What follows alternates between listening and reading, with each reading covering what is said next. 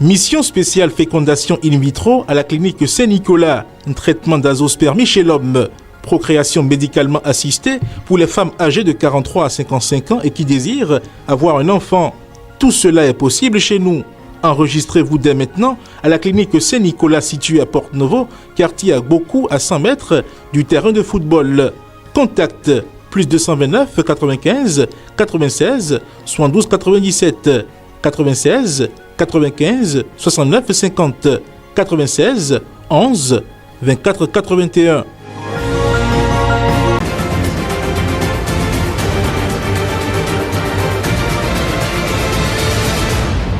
Guérit TV Monde, le leader des Web TV au Bénin. Mesdames, Messieurs, bonsoir et bienvenue au journal du soir sur Guérit TV Monde. Les titres. Et qui veut fermer la voie de Fifadi Tchabigan au profit de la construction d'une église évangélique? Ce qui est certain est que les habitants de ce quartier ne sont pas prêts à avaler cette pilule qu'elles trouvent amère. La décision de faire un enfant est-elle conditionnée par la situation financière de l'homme? La question est abordée dans la rubrique Faits de société de ce journal. Andry Rajolina, candidat à sa propre succession, aurait obtenu plus de 60% des voix selon les résultats provisoires de l'élection présidentielle à Madagascar. Les détails sont à suivre dans ce journal. C'était là les titres, le développement le voici. Mesdames, Messieurs, à nouveau bonsoir. On démarre avec cette brève. Un mouvement d'humeur a eu lieu au CNHU de Cotonou ce jour. Les travailleurs du centre Bandeau Rouge offrant sont tous en colère. Ceci en raison de la non-augmentation de leur salaire conformément à la décision du gouvernement de revaloriser les salaires. Une décision déjà mise en application dans plusieurs structures, mais toujours pas au CNHU de Cotonou. Révoltés, ces travailleurs ont alors décidé de manifester leur mécontentement. Selon nos sources, ce mouvement d'humeur se poursuivra jusqu'à satisfaction de leurs revendications, mais sans cessation de travail. Nous restons toujours dans l'ambiance des mouvements d'humeur, mais cette fois-ci, direction quartier Fifadi. Là-bas, un citoyen nourrit l'intention de fermer une rue en y construisant le bâtiment d'une église évangélique. Un projet rejeté par les habitants du quartier qui demandent aux autorités de Cotonou d'intervenir. Précision dans cet élément. Fifadi. Les habitants de ce quartier du 9e arrondissement de Cotonou sont contre la fermeture de cette rue. La voie historique de Fifadi Tchabigon qu'ils veulent fermer. La rue principale de Tchabi, au carrefour, après le giratoire, vous rentrez dans la rue de Sika Plus. Une rue historique qui existait bien à l'avènement du lotissement. Selon le chef quartier, c'est une rue d'écoulement d'eau et la fermer, c'est créer un autre risque d'inondation. Avant de vouloir s'accaparer de la voie, ils ont été me voir et je les ai conduits chez le CA. En ce moment, c'était le CA de Guédénon.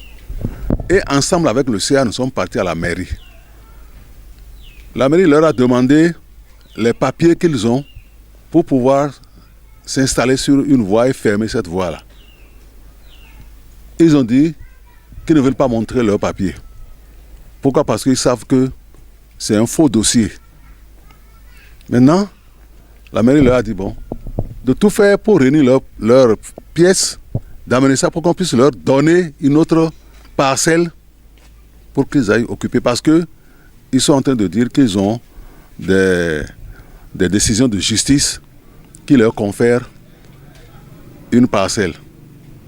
Ce qu'on n'a pas contesté.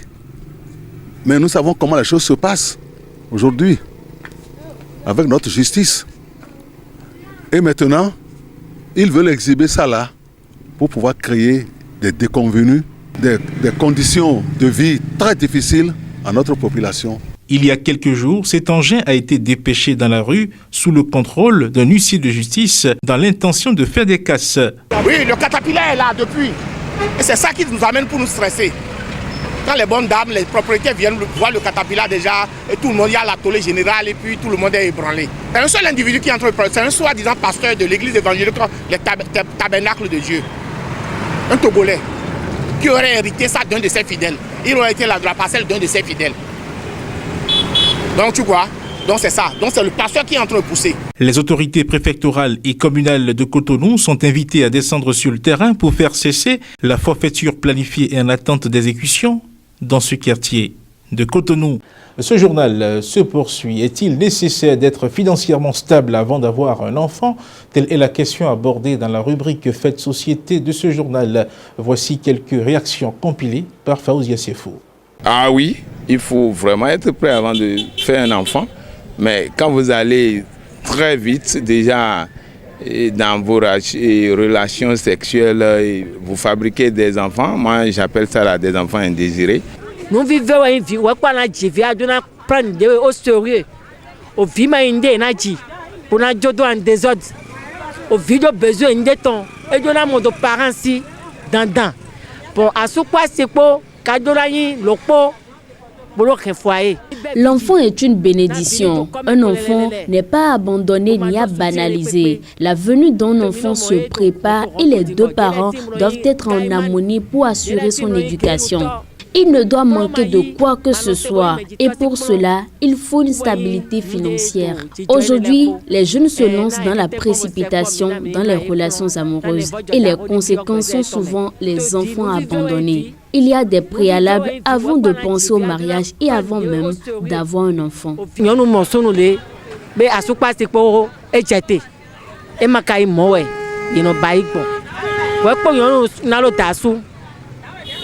Enado, enayede. That's one of you know. Obligé, era pour amo job de quoi ho jema. Amo job de quoi ho. Amo job de quoi ho. Ho do ayon no. O don yo su do dro boy wana. Pura donc c'est quoi? Non pour chasser ton quoi. Les gars mon les gars a ouvert moment. Moi mon le bon mon bon, il faut vraiment être financièrement stable avant d'avoir un enfant. Un jeune qui désire construire un foyer doit avoir un emploi et gagner sa vie. Sinon, il lui sera très difficile de subvenir aux besoins de sa famille. Même à doigt, alors nous, dans le mois ci, il en veut à opérer. Mais il doit se alors nous. Pourquoi il dit ainsi? Nous connaissons un mois ci, on a dit vie. Les Walédiens. Il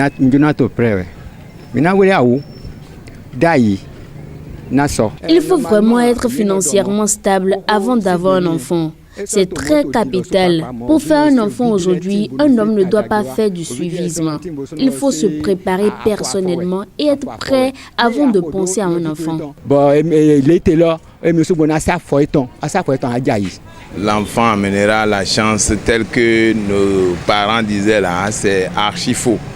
Maintenant, et en tant que responsable, vous devez préconiser beaucoup de choses pour ne pas faire souffrir des enfants, comme nous sommes en train de le faire aujourd'hui. C'est parce que nos parents n'avaient pas prévu toutes ces choses-là. Il faut soutenir des enfants, puisque nous voyons de loin des gens qui mettent les enfants dans des écoles prestigieuses, voyez-vous, et quand vous, peut-être vous n'avez pas les moyens, vous mettez vos enfants via les écoles publiques, je ne sais pas ce que vous pouvez attendre.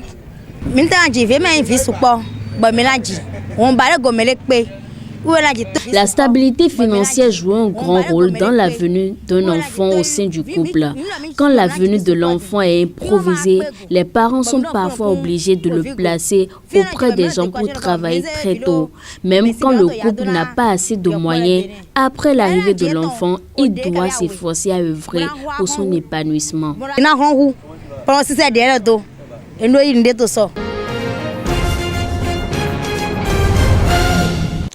Ouvrons maintenant la page Inter. Selon les résultats provisoires de la CENI, le candidat André Rajoelina a totalisé plus de 60% des voix après le scrutin présidentiel. Pendant que ses militants s'apprêtent à fêter cette victoire, le Congo et le Libéria sont frappés par des événements tragiques. Evelyne Dossou pour les détails. À Madagascar, sans surprise, le président sortant Andry Rajoelina fait seul la course en tête. Selon les résultats compilés de plus de 13 915 bureaux de vote sur les 27 375 existants et publiés lundi sur le site de la CENI, le candidat de Tanora Malagasy Vanona arrive en tête avec 60,78% des suffrages exprimés. Sitene vient en deuxième position avec 12,42%, suivi par Marc Ravalomanana 12,33% et Eri 5,67%. Ces deux anciens présidents n'ont pas battu campagne mais continuent de jouir d'une certaine popularité. Ils font partie du collectif des 10 candidats qui avaient appelé au boycott du scrutin présidentiel. Un mot d'ordre qui aura, selon des observateurs, impacté l'affluence autour du scrutin dont le taux de participation est historiquement le plus bas. Selon la commission électorale, il serait de 43,5%. Les résultats définitifs sont attendus dans le courant de cette semaine. À Antananarivo, comme dans plusieurs autres villes du pays, les partisans du candidat Andry Rajoelina sont déjà prêts pour la fête.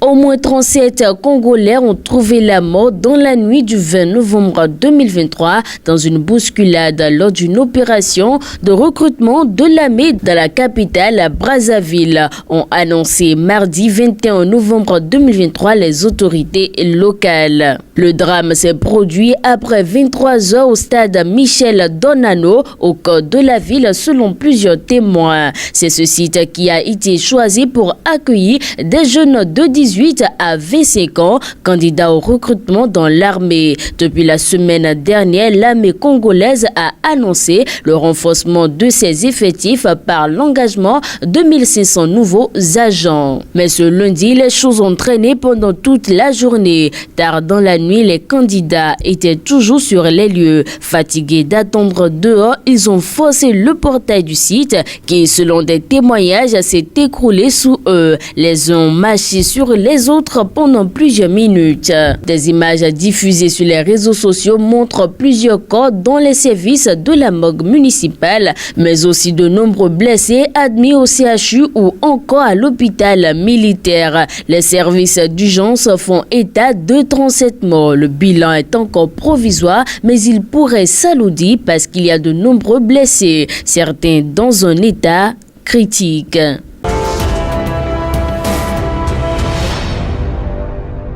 Un drame endeuille aussi le Libéria à la fin d'un processus électoral unanimement salué. Une voiture a foncé dans la foule de Monrovia le soir du 20 novembre 2023. Une foule de partisans de Joseph Boaké que la commission électorale venait juste de donner comme définitivement élu à la tête du pays. Il y a eu au moins 3 morts et une vingtaine de blessés graves selon le Parti de l'Unité qui cite une source hospitalière. Les partisans de Joseph Boaké s'étaient spontanément rassemblés ce lundi soir près du QG de son parti pour fêter leur victoire. Et puis vers 23h, une voiture a foncé dans la foule. Ses phares étaient éteints. Sur le coup, le conducteur a pris la fuite.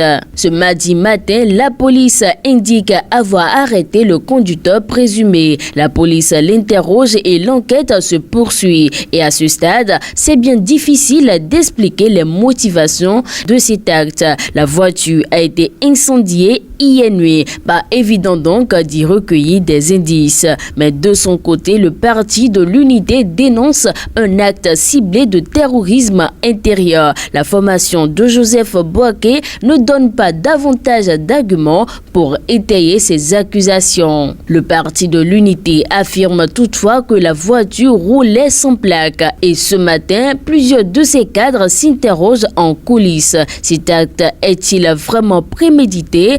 Avec soupçon quand même, le Parti de l'Unité observe une période de deuil. Toutes les festivités ainsi que le discours à la nation de Joseph Boaké prévu ce mardi après-midi ont été reportés. Par ailleurs, la présidence organise une réunion d'urgence mercredi matin pour préparer la transition.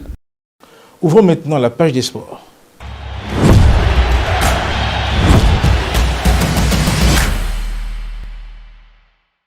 Éliminatoire Coupe du Monde 2026, les Guépards du Bénin viennent de faire un match nul face au Lesotho avec un score nul et vierge. Le Botswana a renversé la Guinée pendant que la Tunisie a triomphé du Mali. Suivez la page des sports avec Latifat Koweno.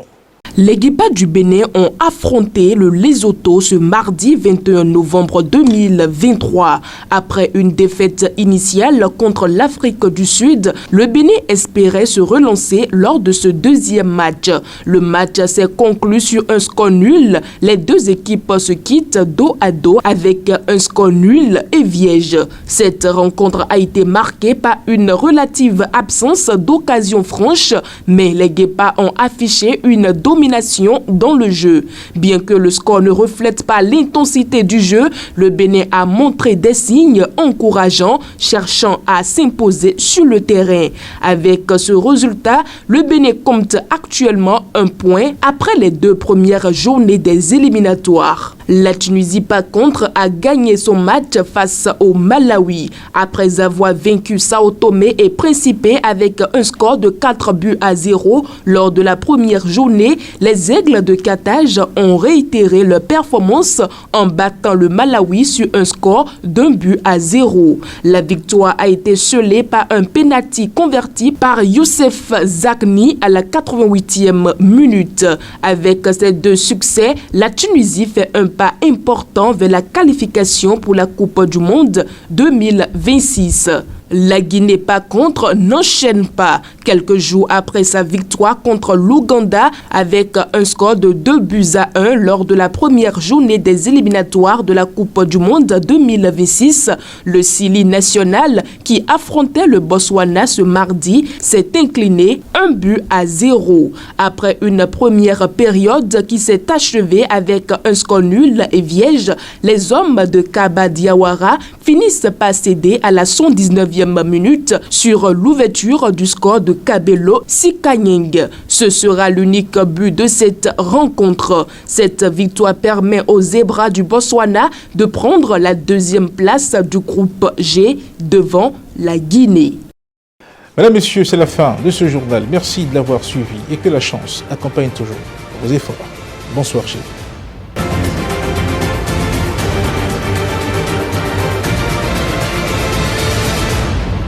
Guéri TV Monde, le leader des Web TV au Bénin.